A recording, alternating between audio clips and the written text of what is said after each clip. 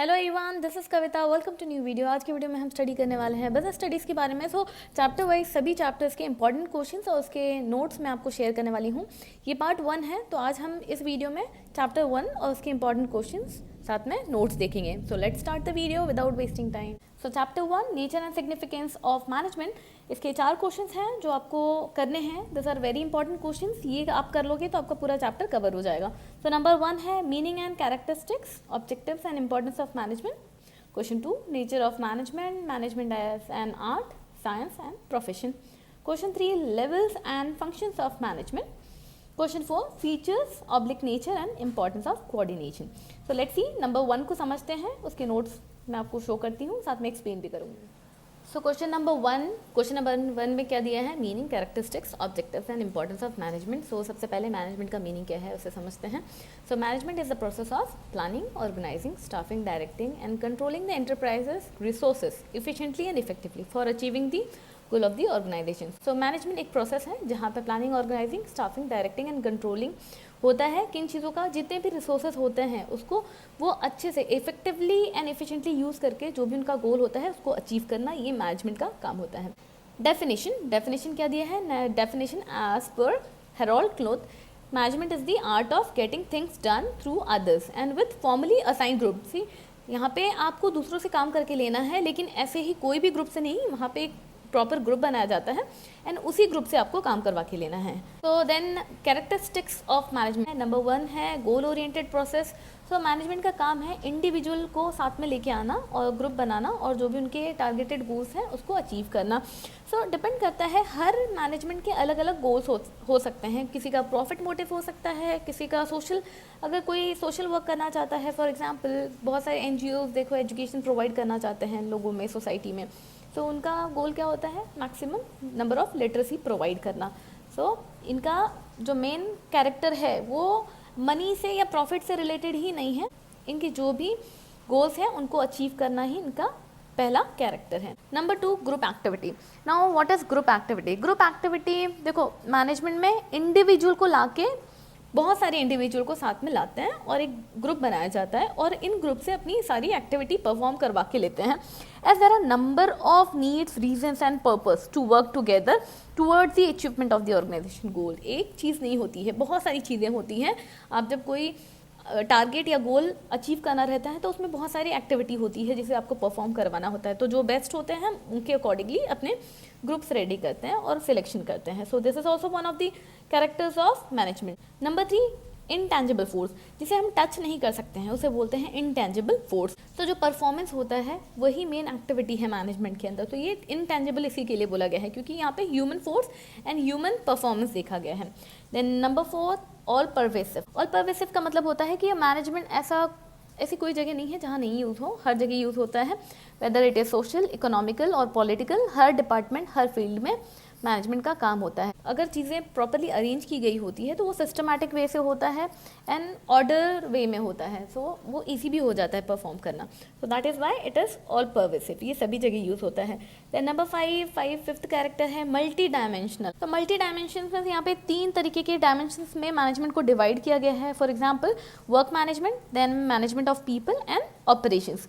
Means यहाँ पे आपको वर्क करवा के लेना है। हर एक ऑर्गेनाइजेशन का कोई ना कोई काम होता है, वर्क होता है। सो फॉर एग्जांपल जैसे कोई क्लोथ का शॉप है तो वहाँ पे क्लोथ का काम होता है। फॉर एग्जांपल कहीं हॉस्पिटल है तो वहाँ पे पेशेंट का केयर करना ही उनका काम होता है। तो दैट इज़ वाई ये पहला जो मैंने आपको बताया है ये वर्क मैनेजमेंट आता है इसके अंदर। देन सेकेंड है मैनेजमेंट ऑफ पीपल। यहाँ it is also concerned with taking work done from people by assigning work to worthy employees. जो डिज़र्विंग है, जो प्रॉपर काम कर, आपको लगता है कि हाँ ये पर्सन से हम प्रॉपर काम करवा के ले सकते हैं तो उनको हम काम असाइन करते हैं। एंड थर्ड इसमें जो डायमेंशंस में है वो है ऑपरेशन। ऑपरेशन में here it aims at the completion of work. जो भी आप काम करना चाह रहे हो वो कंप्लीशन हुआ है कि नहीं। सो ये ऑपरेशन में क्या है, इसमें दोनों ही इन्वॉल्व होते हैं, वर्क प्लस पीपल दोनों ही इन्वॉल्व होते हैं। इसका मेन जो ऑपरेशन में जो आउटपुट होता है उसको वो देखते हैं, मीन्स लास्ट जो फाइनल प्रोडक्ट होता है उसको चेक करते हैं। सो नेक्स्ट 6th है कंटिन्यूस प्रोसेस। सी मैनेजमेंट में हमने जैसे देखा है प्लानिंग, कंट्रोलिंग, स्टाफिंग, डायरेक्टिंग, ये सारी चीज़ें आती हैं। तो it is a continuous process, और ऐसा नहीं कि सारी चीज़ों को हम एक साथ यूज़ करते हैं, साइमल्टेनियसली एक के बाद में एक चीज़ें यूज़ होती रहती हैं। हम चीज़ों को ऑब्जर्व करते हैं, देखते हैं, एक्सपीरियंस करते हैं, उसमें चेंजेस लाते हैं, एंड उसके अकॉर्डिंगली ये इसी के लिए बोला गया है कि ये कंटिन्यूस प्रोसेस है। ऐसा नहीं कि आज आपने ये काम कर दिया तो आप नेक्स्ट टाइम उसको नहीं करोगे, नहीं, it is a continuous process, और ये साइकिल है वो चलता रहता है। The number 7, dynamic function. See, जैसे हम सोसाइटी में देखते हैं, हर जगह देखते हैं चेंजेस होता है, social, economical and political changes जब सोसाइटी में देखते हैं, और फिर भी अगर मैनेजमेंट सक्सीड करना चाहता है, अपने गोल को अचीव करना चाहता है, तो उनको वो चेंजेस को एक्सेप्ट करने होते हैं, और उसके अकॉर्डिंगली फिर वो अपने रिसोर्सेज में चेंजेस लाते हैं, और उसके अकॉर्डिंगली वो काम करते हैं। तो this are the roles and characteristics of management. इसी के लिए उनको इनका एक कैरेक्टर ये भी है, डायनामिक फंक्शन। जो भी चेंजेस आ रहे हैं, वेदर कोई भी टाइप का है ये, सो उन सभी टाइप के चेंजेस को एक्सेप्ट करना ही मैनेजमेंट का काम होता है। Then objectives of management. देखो, ऑब्जेक्टिव, 3 तरीके के ऑब्जेक्टिव मैनेजमेंट में ध्यान देने होते हैं। सबसे पहले है organisational objective, then social objective, and third है पर्सनल ऑब्जेक्टिव ऑफ एम्प्लॉय। सबसे पहले ऑर्गेनाइजेशनल ऑब्जेक्टिव मीन्स जो भी सारी चीज़ें हैं यहाँ पे हम सिर्फ ऑर्गेनाइजेशन मीन्स कंपनी के बारे में, उनके हित के बारे में सोचेंगे। सो उसके अंडर क्या आएगा, एक तो सर्वाइवल, कंपनी चलते रहे, एंटरप्राइजेस चलते रहे, उसमें कोई प्रॉब्लम क्रिएट नहीं हो, सो ऐसे प्लान्स होने चाहिए। मैनेजमेंट को उन सब चीज़ों का ध्यान रखना होता है। नेक्स्ट, प्रॉफिट देखना है। प्रॉफिट मीन्स कंपनी स्टेबिलिटी है या लॉस में जा रही है। प्रॉफिट की जहाँ पे चीज़ें चलती रहे, कोई अनसर्टेनिटी नहीं आए कंपनी में, उस तरीके से उनको प्लान करके चलना पड़ता है। देन लास्ट है ग्रोथ। कोई भी कंपनी हमेशा ग्रोथ देखना चाहती है, इंटरनल एनवायरनमेंट में हो या फिर उनके एम्प्लॉय में हो, ओवरऑल पूरा जो ग्रोथ होता है ऑर्गेनाइजेशन का, वो मैनेजमेंट को ध्यान में रखना होता है। तो ये सबसे पहले ऑर्गेनाइजेशनल ऑब्जेक्टिव में आता है। Then social objective. अब यहाँ पे हम सोसाइटी के बारे में सोचते हैं, सोशली यहाँ पे सोसाइटी के बारे में सोचते हो। कोई भी प्रोडक्ट या रॉ मटेरियल जो भी आप यूज़ कर रहे हो वो एनवायरनमेंट फ्रेंडली हो। And secondly, creating employment opportunities for the disadvantage section of the society. Means ऐसे सोसाइटीज जहाँ पे एम्प्लॉयमेंट नहीं है, लोगों को काम नहीं है, ऐसे एरियाज में एम्प्लॉयमेंट प्रोवाइड करके देना, लोगों को सर्व करना। एंड देन थर्ड है personal objective of employ.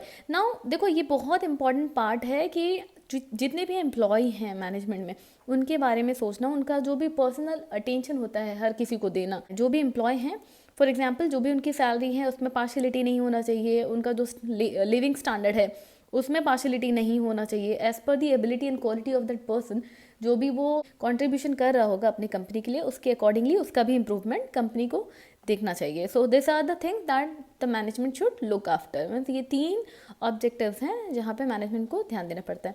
Let's see what are the importance of management. So importance of management में 5 टाइप हैं टोटल। पहला है helps in achieving group goals. So देखो, अभी बहुत सारी चीज़ें होती हैं कंपनी में, तो सभी चीज़ों को साथ में लेके आना, for example whether it is technology, whether it is money और मैन, सबको लेके आना, अलग अलग टाइप के लोगों को भी कंट्रीब्यूट करना, और उसके बाद में वही उसी तरीके से ग्रुप क्रिएट करना है, और फिर आप जो भी आपके गोल्स है उसको अचीव कर सकते हो। तो ये सारी चीज़ें पॉसिबल होती है सिर्फ मैनेजमेंट की वजह से। So that is why it is saying helps in achieving group goals. Then creates a dynamic organisation. As हमने देखा है कि ऑर्गेनाइजेशन में चाहे कोई भी तरीके का चेंजेस आ रहा है, कोई भी, चाहे whether it is economical, political और सोशल, सभी टाइप की चीज़ों को ऑर्गेनाइजेशन को एक्सेप्ट करना पड़ता है, उन सभी चेंजेस को, और उनको क्रिएट करना पड़ता है अपना ओन एनवायरनमेंट, ताकि वो सर्वाइव कर सके और अपने कंपनी में, ऑर्गेनाइजेशन में ग्रोथ देख सके। दैट इज़ वाई ये बोलते हैं कि मैनेजमेंट बहुत इंपॉर्टेंट है to create a dynamic organisation. Then increases efficiency. Means चीज़ों को कितना बेहतरीन बना सकते हैं, कितना इफेक्टिव बना सकते हैं, ये सारी चीज़ें पॉसिबल होती हैं मैनेजमेंट के कारण। So that is why it is also said that it is very important to increase efficiency. Then fourth, helps in achieving personal goal. कोई भी इंडिविजुअल जो भी बैकग्राउंड से आ रहे हैं, उनको वो चीज़ें नहीं देख के उनको इक्वल ट्रीटमेंट देना, उनका पर्सनल ग्रोथ करना, ये भी सारी मैनेजमेंट का काम होता है ध्यान रखने का। So that is why it helps in achieving personal goal. Then last है helps in development of society. As हमने देखा ऑब्जेक्टिव में कि मैनेजमेंट का काम होता है कि वो कोई भी प्रोडक्ट जो भी यूज़ कर रहे हैं, जो भी रॉ मटेरियल यूज़ कर रहे हैं, वो एनवायरनमेंट फ्रेंडली हो। एंड सेकेंडली, उनका काम है कि वो लोगों को एम्प्लॉयमेंट प्रोवाइड करे, जिनके पास काम नहीं है उनके लिए काम प्रोवाइड करे। ऐसे सोसाइटीज़, ऐसे सेक्शंस जहाँ पे लोगों को काम चाहिए, उनको काम प्रोवाइड करना, ये ऑर्गेनाइजेशन का काम होता है। दिस वे हमने क्वेश्चन नंबर 1 कवर किया है, meaning, characteristics, objectives and importance of management. Let's see question number 2। Question number 2 में दिया है nature of management, management as an art, science and profession. So let's see management को as a science क्यों बोला है। इसके लिए बोलते हैं इसको क्योंकि जैसे ही हम साइंस में चीज़ों को सिस्टमैटिक एक बॉडी बोलते हैं ना, जितनी भी नॉलेज होते हैं that explain this general truth और the operation of general laws like science, management has systematic body of knowledge and has principle based on experiment and observation। सही, देखो अभी कोई भी चीज़ हम मैनेजमेंट में भी जब एक्सपेरिमेंट करते हैं, ऑब्जर्वेशन करते हैं, उसके अकॉर्डिंगली हम प्लानिंग करते हैं, फिर ये एक सिस्टमैटिक बॉडी यही साइंस में भी फॉलो की जाती है। इसी के लिए इसको भी एज अ साइंस बोला गया है। क्यों? क्योंकि यहाँ पे भी चीज़ों को ऑब्जर्व किया जाता है, एक्सपेरिमेंट करते हैं और उसके बाद में हम एक सिस्टमैटिक बॉडी क्रिएट करते हैं और उसी को हम फॉलो करते हैं मैनेजमेंट में। However, the outcome of this principle cannot be accurately predicted since it deals with human behavior which is not constant। So, लेकिन यहाँ पे क्या बताया गया है, ये एकदम एग्जैक्ट साइंस नहीं है। क्यों? मैनेजमेंट में it deals with human behavior, management में हम सारा ह्यूमन बिहेवियर को ही देखते हैं which is not constant। आज हम देखते हैं कि ह्यूमन का जो बिहेवियर होता है, जब वो सैड होता है तब उनका जो थॉट होता है वो डिफरेंट होता है, जब वो खुश होते हैं उस टाइम उनका जो थॉट होता है वो डिफरेंट होता है। तो they are not constant at all the time. So इसी के लिए बताया गया है कि दिस इज नॉट एक accurate science. With the help of given characteristics we can make it out why management is consider as a inexact science. So let's see इसको inexact science कैसे बताया गया है। सबसे पहले देखते हैं management is regarded as a science because of, पहले देखते हैं कि इसको एज अ साइंस क्यों बोला गया। फर्स्ट है existence of systematised body of knowledge. इसको बताया गया है कि एक सिस्टमैटिक बॉडी है नॉलेज का, उसको हम फॉलो करते हैं मैनेजमेंट में। सेकंड है साइंस मेथड ऑफ ऑब्जर्वेशन। जैसे साइंस में सारी चीज़ों को ऑब्जर्व किया जाता है वैसे ही मैनेजमेंट में भी सारी चीज़ें जब एक्सपेरिमेंट करते हैं उसी को ऑब्जर्व करके ही फॉलो किया जाता है। थर्ड है certain principles are universally accepted. Means कुछ ऐसे प्रिंसिपल्स हैं जो डिवाइड नहीं किए, वो सभी कोई भी फील्ड हो, whether it is science, art और कोई भी प्रोफेशन हो, हर जगह उस प्रिंसिपल्स को फॉलो किया जाता है। Because of this 3 reason it is considered as science. अब इसे इनएग्जैक्ट साइंस क्यों बोला गया है? तो management can be called an inexact science or social science also because the principle of management are not exact as the principle of physics and chemistry। so इसके जो principles हैं, कुछ principles तो same हैं but सारे के सारे same नहीं हैं, that is why इसको exact science नहीं बोला जाता है। then second, so management principle are flexible and can be modified to suit different situation as it depends mostly on human and the human behavior is not same or constant in all situation। as हम जानते हैं कि जैसे मैंने अभी आपको बताया कि ह्यूमन बिहेवियर सारे सिचुएशन में कांस्टेंट नहीं रहता है। हर जैसा सिचुएशन होता है उनके मूड भी उसी तरीके से होते हैं, उनके थॉट्स भी वैसे होते हैं। तो इसी के लिए यहाँ पे देखो अभी बताया गया है कि यहाँ पे हम मैनेजमेंट के प्रिंसिपल में चेंजेस ला सकते हैं बट सभी में ऐसा पॉसिबल नहीं होता। तो इन दिस वे इसको बताया गया है कि management is science but it is not exact science. ठीक है, so let's see management as an art. अब एज अ आर्ट क्यों बोला गया है? सो एज हमने देखा है कि देखो कोई भी ड्राइंग जब हम या कोई भी आर्टिस्ट जो होता है वो डायरेक्टली पिक्चर ड्रॉ करना नहीं सीख जाता है, सही है। सो एज कहीं वो एक लाइन ड्रॉ करेंगे, स्क्रिबलिंग करेंगे, कुछ भी करेंगे, वो बिगनिंग होती है। ठीक है, सो मैनेजमेंट भी वैसा ही है। Like an art management is a professionalised and skilful application of existing knowledge to achieve desired result.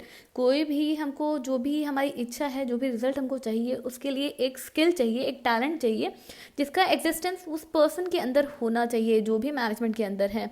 So management is regarded an art because of existence of theoretical knowledge. देखो theory knowledge means हमको यहाँ पे बहुत सारी study करनी पड़ेगी management को समझने के लिए, क्योंकि ऑलरेडी बहुत सारे लोगों ने इस चीज़ों को प्रैक्टिस किया है। तो उनकी एक्सपीरियंस से हम स्टडी करते हैं और हम सारी चीज़ों को अपने नॉलेज में कन्वर्ट करके उस स्किल को यूज़ करते हैं मैनेजमेंट में।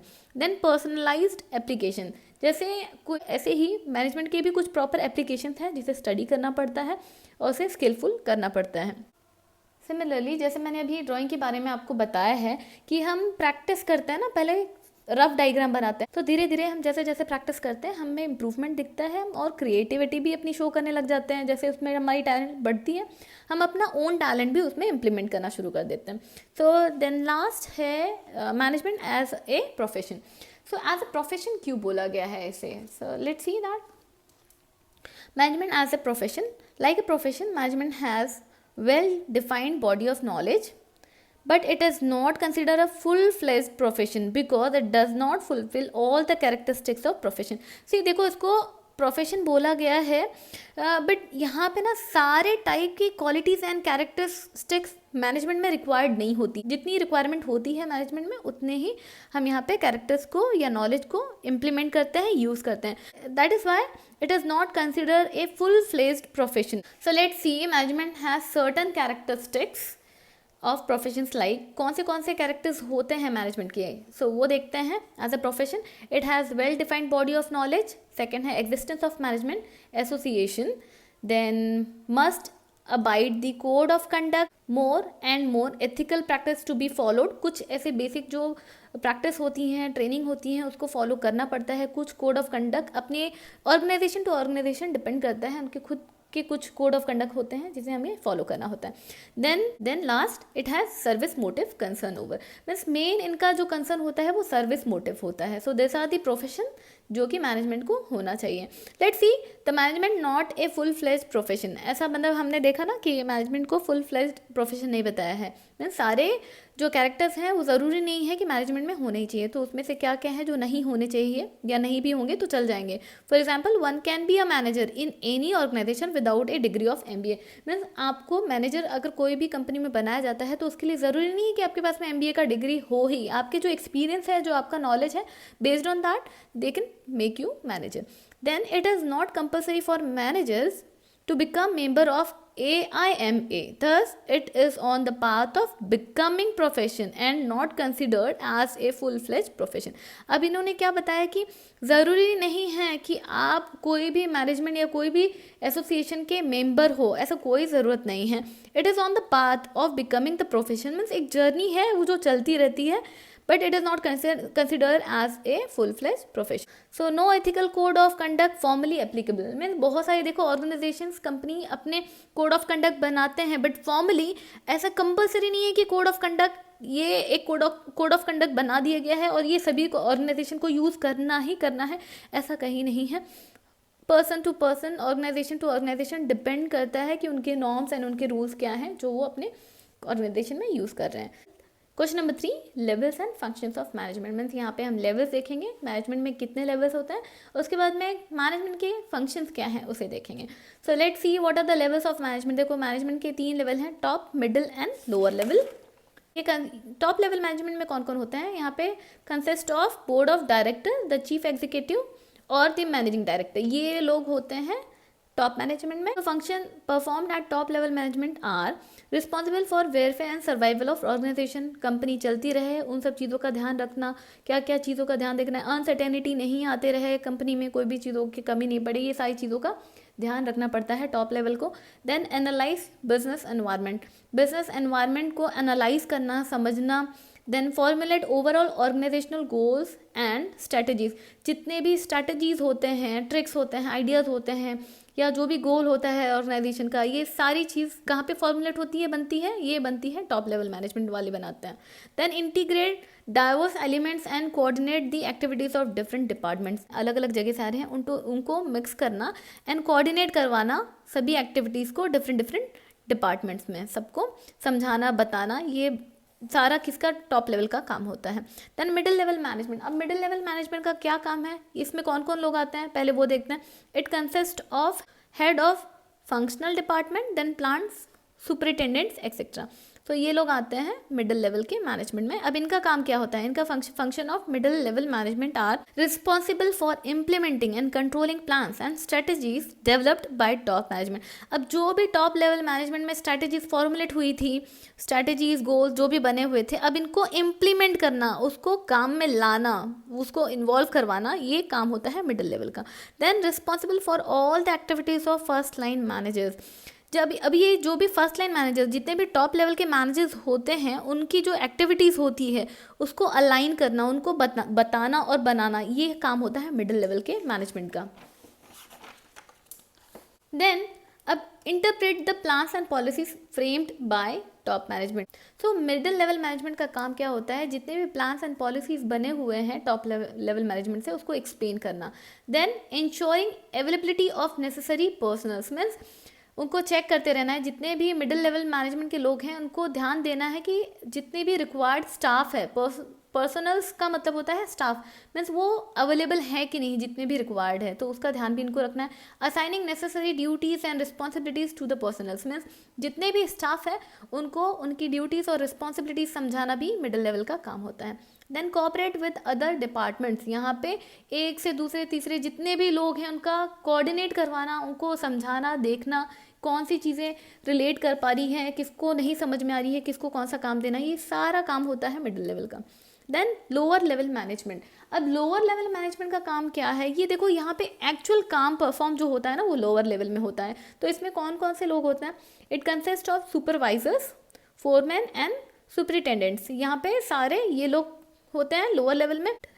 पहला है they interact with the actual work force and pass on instructions of the middle management, means middle management ने जो भी इंस्ट्रक्शन दिया है ये एक्चुअल में जो ये उन तक ये इन्फॉर्मेशन पहुंचाते हैं जो एक्चुअल में काम कर रहे हैं। Then maintains discipline among workers, means discipline way में सारे काम सिस्टमैटिकली जो भी होता है उसका ध्यान भी रखना लोअर लेवल मैनेजमेंट का होता है।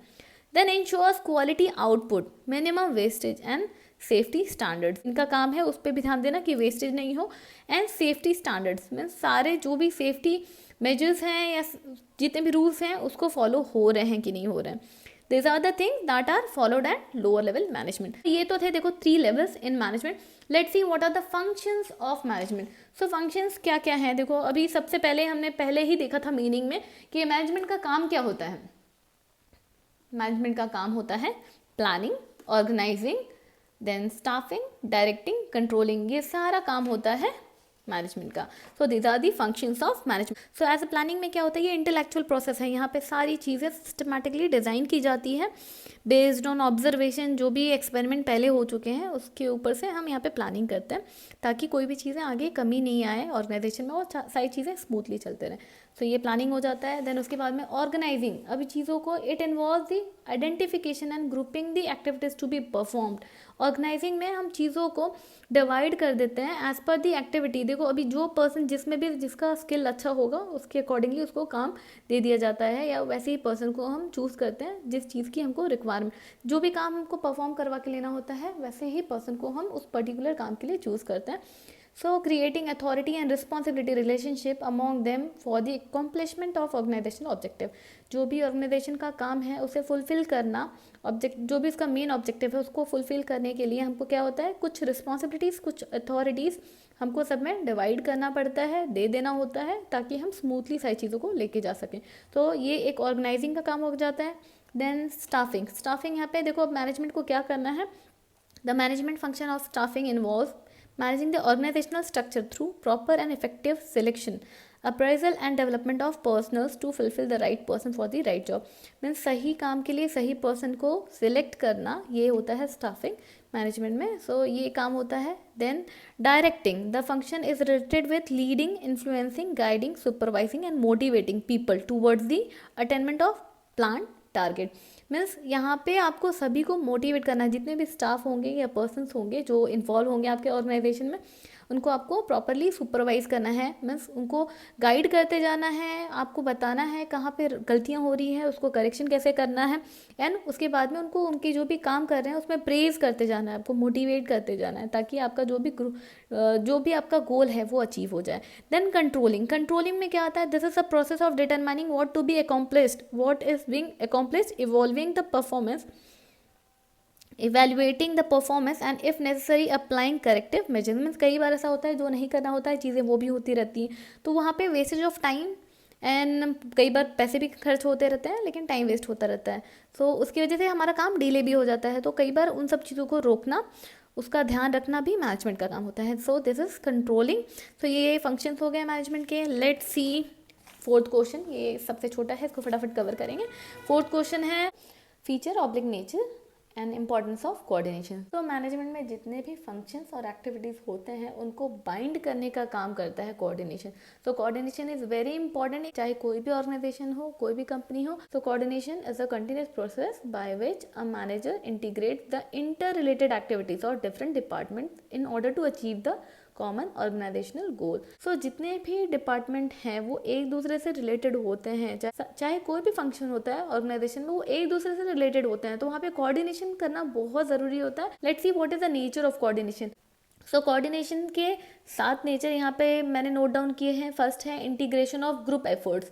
सो यहाँ पे जितने भी ग्रुप एफर्ट्स होते हैं ना, उनको मर्ज करना, उनको मिक्स करने का काम करता है coordination. Than unity of action. Unity means सभी ग्रुप का जो गोल है वो कॉमन करना, ये भी मैनेजमेंट का काम होता है कोऑर्डिनेट करने के लिए।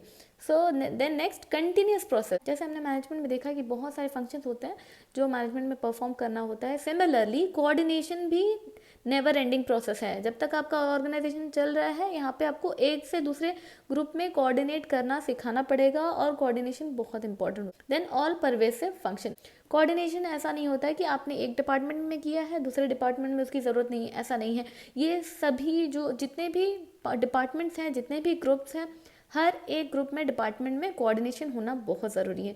Then deliberate function. Deliberate function का मतलब है it is done on purpose. Means कोई भी कोऑर्डिनेशन जो हम यहाँ पे कर रहे हैं, एक पर्पस है, एक गोल है जिसे हमको अचीव करना है, इसी के लिए यहाँ पे कोऑर्डिनेशन बहुत ज़रूरी होता है।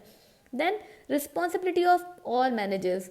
सो इसका नेचर क्या है कि ये सारे मैनेजर्स की रिस्पॉन्सिबिलिटी है कि कोऑर्डिनेशन हो रही है कि नहीं, उस पर वो चेक करते रहें और सबको गाइड करते रहें। Let's see importance of coordination. So importance of coordination 3 जगह बहुत इंपॉर्टेंट होता है कोऑर्डिनेशन करना। जैसे कि ग्रोथ हो गया, अगर आपको आपके ऑर्गेनाइजेशन का ग्रोथ करना है तो वहाँ पे इंडिविजुअल एफर्ट्स को आपको ग्रुप में कन्वर्ट करने के लिए वहाँ पे कोऑर्डिनेशन बहुत इंपॉर्टेंट है कि आप इंडिविजुअल के एफर्ट्स को ग्रुप में कन्वर्ट कर सको।